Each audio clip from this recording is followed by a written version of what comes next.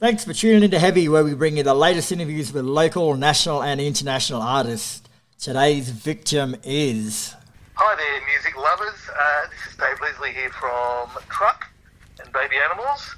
And this is Truck's new single, Unconventionally Rising. Turn it up, because the louder you play it, the better it sounds. Damn straight, Dave. Thanks for joining us tonight, mate. Oh, man, thanks, Chris. Thanks for having me on. No worries, brother. So, as you mentioned, Truck recently released your third single, Unconventionally Rising, which is a meaty slab of rock, mate. Like, it's been a while since a new band came out that captures the old school spirit of classic rock quite like you guys.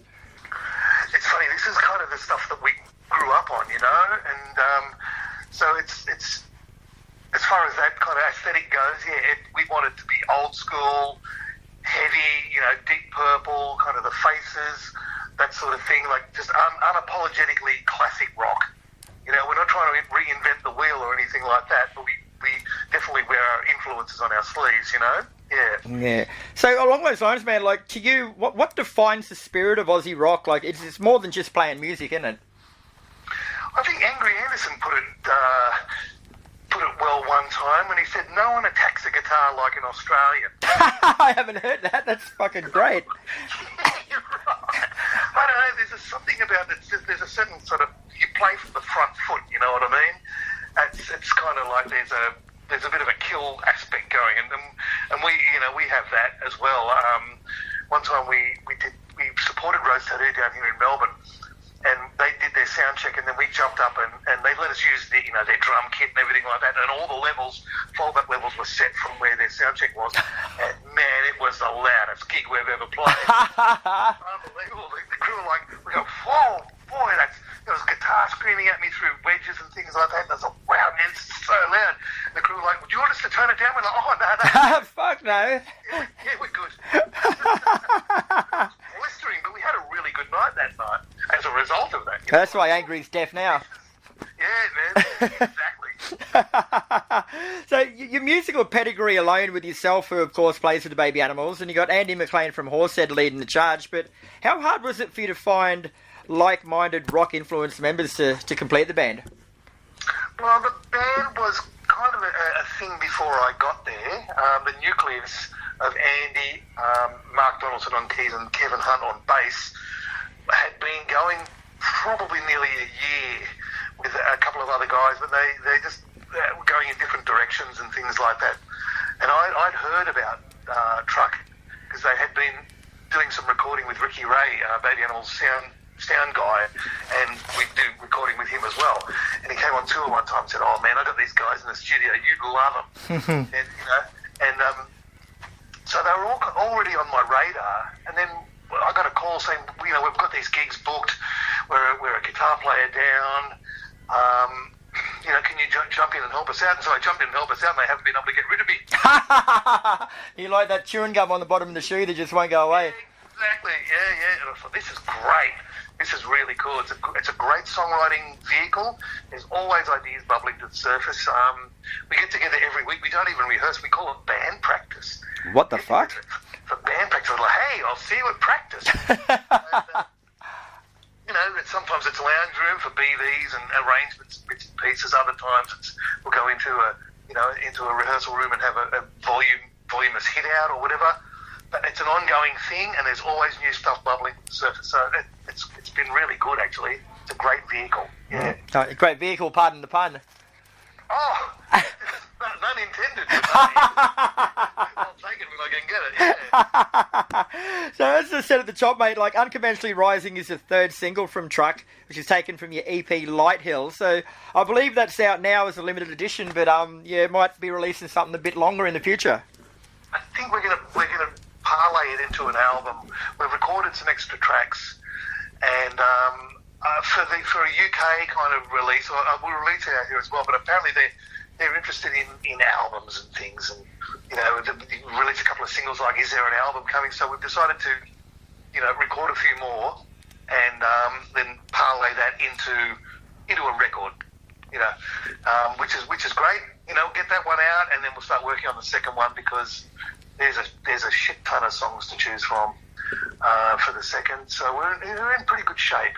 Yeah, Light Hill is a self-funded, limited edition EP that we've been kind of selling at gigs and things like that. Yeah. All right. So, what direction is the rest of the album going to take, mate? Is it all going to be meat and potatoes rock, or are you going to break out into techno or something? Oh, it's pretty much meat and potatoes. Maybe, sometimes there might be a steak diane sauce. Sometimes there's, just a standard chip gravy. So it's very much, the songs are all kind of they've got individual personalities, but it's very much the same band, And it's a great band as far as it can play cinematically, really deep songs, or it can play little dirty little boogies, or it can play hard rock bangers. So hopefully the second album will reflect a little bit more of the diversity of it as well. Yeah. Mm-hmm. But there's a bit of that on Light Hill as well on the first record. Yeah. Sweet. And people can only get that off you at gigs now. You're not taking online orders? Not at this point. Well, they're going to have to come and see you play then, isn't it? You're going to have to. Yeah. So, well, it's lucky actually because you've only have just started a tour with the Baby Animals late last month that continues until late September with a few gigs with Rose Tattoo in there as well, mate. So, she's not a bad tour to undertake for your first major tour. It's pretty good. We're grateful to have have the opportunity, and the BA guys and the truck guys get along like a house on fire as well. There's a lot of love backstage. Which is it's great. Everyone's gets along really well. So the tour's been it's 2 gigs old. Yeah. But so far so good. And the BA audiences have been coming early out of curiosity to find out, see what the truck sort of thing's all about. And so it's been going over really well as well. We've been kind of winning crowds over, which is great. We even win Rose Tattoo crowds over. That's a Jesus call, Christ! Man. You must be good live. We give it as much as we possibly can. Yeah, those Tats fans are notorious for fucking heckling and booing off the support bands. Exactly. Yeah. The Tats, they were pretty good. The Melbourne ones, they were a bit kind of standoffish with us. They stand around the edge of the dance floor. Arms crossed. It's like, come on. So eventually we kind of got them towards the end, which was great. Yeah. Good. And how do you go personally, mate? Like playing in 2 different bands in the one night? Do you get confused and start doing solos in the wrong places or anything? Oh, I always do solos in the wrong places. No, it's been pretty good. I have a bit of a laugh and tell people it's a 2 t-shirt night for me. I better bring you 2 t-shirts then. Yeah. Sure, man. Yeah. A clean merch is always a beautiful thing.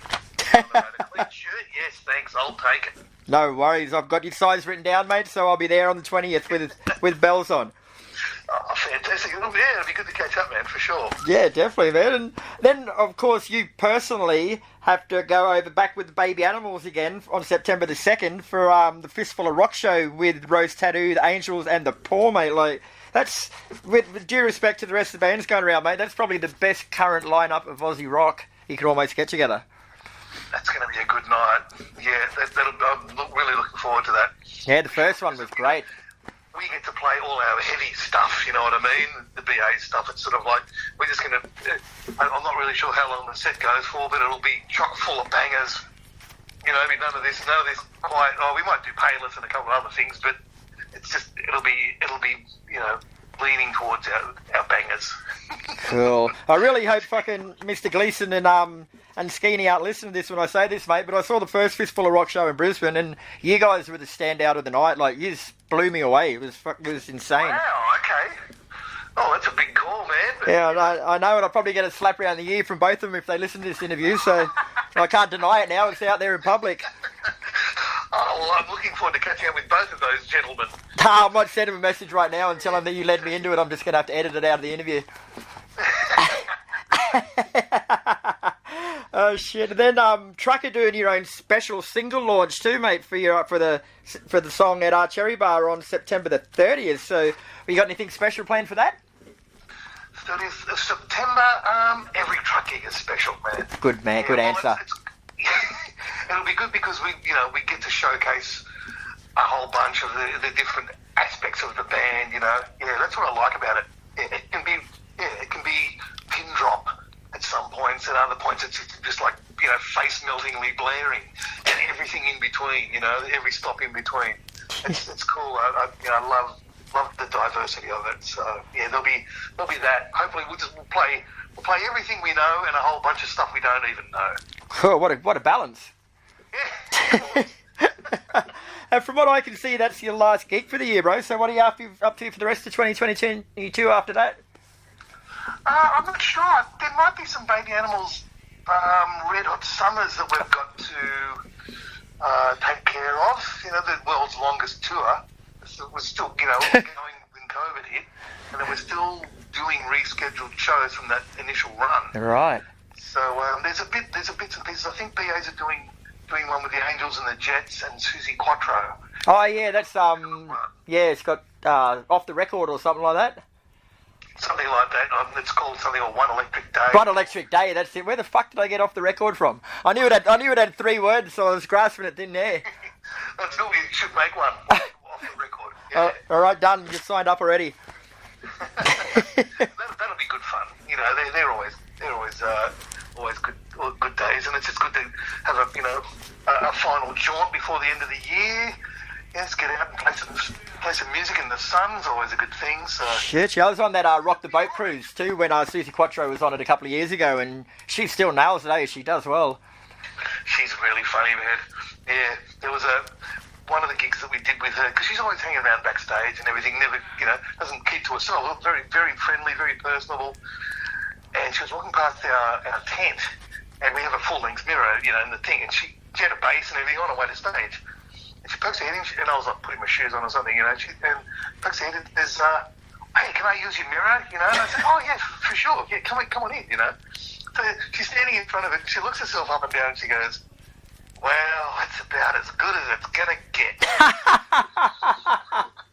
Oh, classic. I said, it's great. Don't worry about it. But it's so dry, you know what I mean? It's so brutally honest.